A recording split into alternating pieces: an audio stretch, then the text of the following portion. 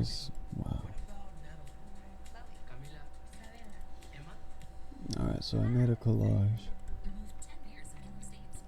Because apparently people need uh, all of the information to be in one place, because people have very poor uh, information retention, very short attention spans, and are unwilling to do any investigation research for themselves. So there's a lot more I would have liked to included, but this is the most I could fit in there, and the most important things all in one place.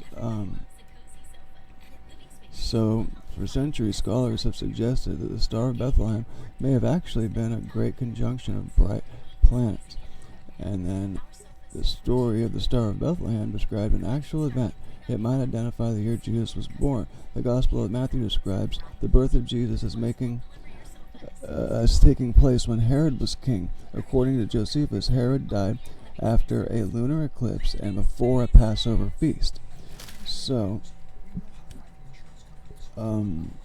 penumbral lunar eclipse, April 14, 1987, which was the Passover that night, as well as Nisan 14 was the original Passover. So it fell on a April 14th, which is Nisan 14th Passover, the year I was born too, and that happened to be a rabbit year, 1987, and that explains Easter rabbit, and moon becoming blood red, like a white egg becoming blood red, and then the symbolism of the crescent, penumbral lunar eclipse, crescent, and then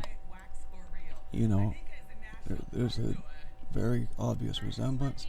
There's a low-hanging hairline in the facial hair, which is also portrayed in many of these images.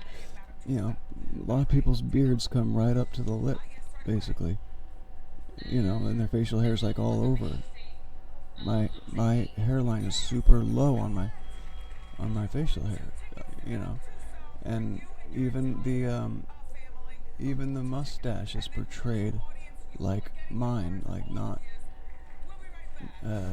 just look at the shape of the nose, look at the eyebrows, look at the eyes, look at the forehead, look at the everything, the texture of the hair. There's a slight curl in all of these pictures up here and in mine. Okay, and then look at this right here.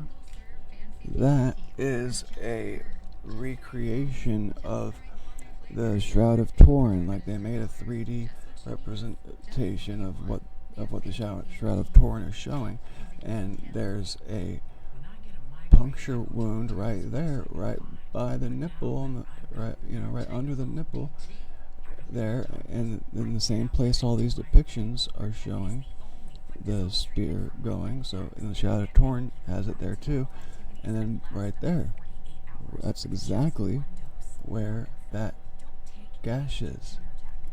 Right there, nipple there, nipple there. Okay, birthmarks may indicate a connection with one's previous life, and and not just randomly. It's birthmarks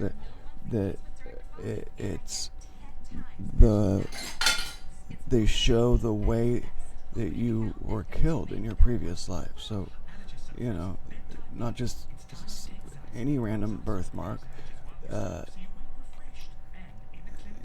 Like it doesn't. I think somebody, based on a comment I got recently, I think someone was confused about the birthmark thing. They apparently thought that, like a birthmark would look like Jesus or something, or a birthmark would look like a sword or something. But no, it's in the same location as where the wound that killed him was. Okay.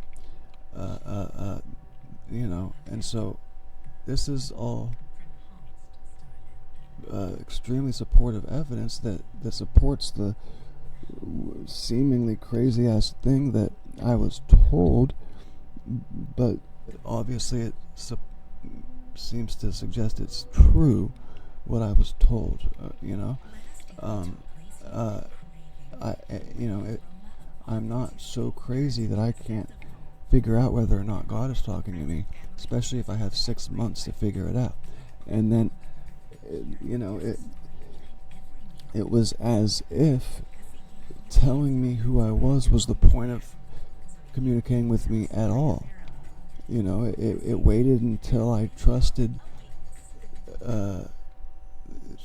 it was really God, and then it told me who I was, and then stopped talking to me every morning like that.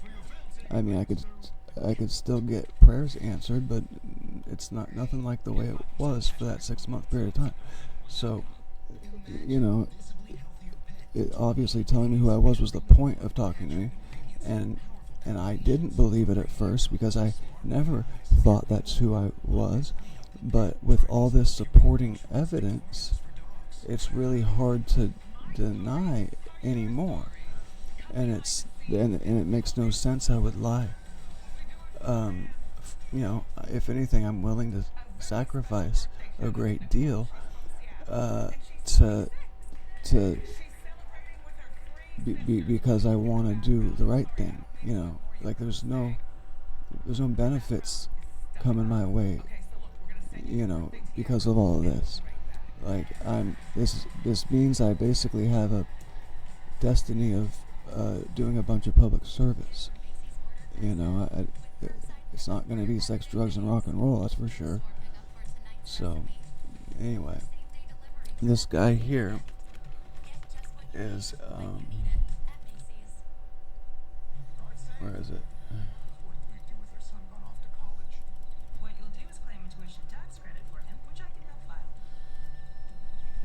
Okay, no, where is it? This guy here, he's a legitimate channel. If you watch his video, he talks about the lunar eclipse, and how it's related to the second coming, and yeah, and I guess that's it. And then I want to read this. You won't give a shit about the loved ones in the way you knew them in the afterlife. You will see them again, but not in the same capacity or form you knew them as while in this incarnation. People travel in soul groups, and likely you have before and will again incarnate with the same group of loved ones, but you will switch up the roles each time. What was your mom this time around? Maybe your daughter next time around.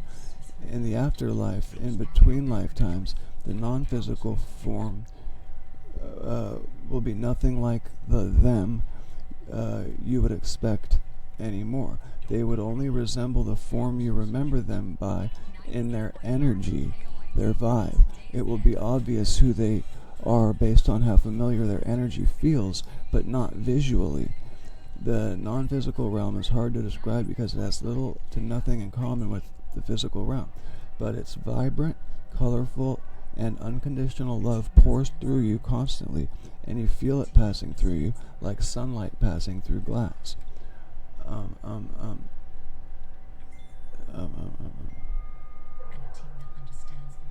Nice. Lone Eagle said, I've been watching Egypt change since 5 years ago when this whole thing started. Quite amazing. Thanks for the update. Yeah, apparently I did a good job on this video, so I'm glad I finally got some recognition there, but I'm very surprised that people aren't, that people don't seem to be fazed at all by this information, which, I mean, at least she says, I said, why are people so slow on the uptake? She said, slow would be an understatement. Like, at least somebody agrees that it's kind of crazy. Nobody's, like, why do I only have 28 subscribers? How come this is so difficult to get um, to get any exposure. You know, like even if people didn't take it seriously, it should at least get more attention just as a joke. But like, it's seems kind of obvious there's some artificial hindrance happening to my exposure uh, levels and the ability the reach that I'm able to achieve. But like it's gonna require some other people assisting me. You know, I'm not gonna be able to fulfill my role by through force. You know, I'm not going to become, um, you know, who I'm supposed to be eventually through force. People are going to have to put me in that position. Let me know what you think down below.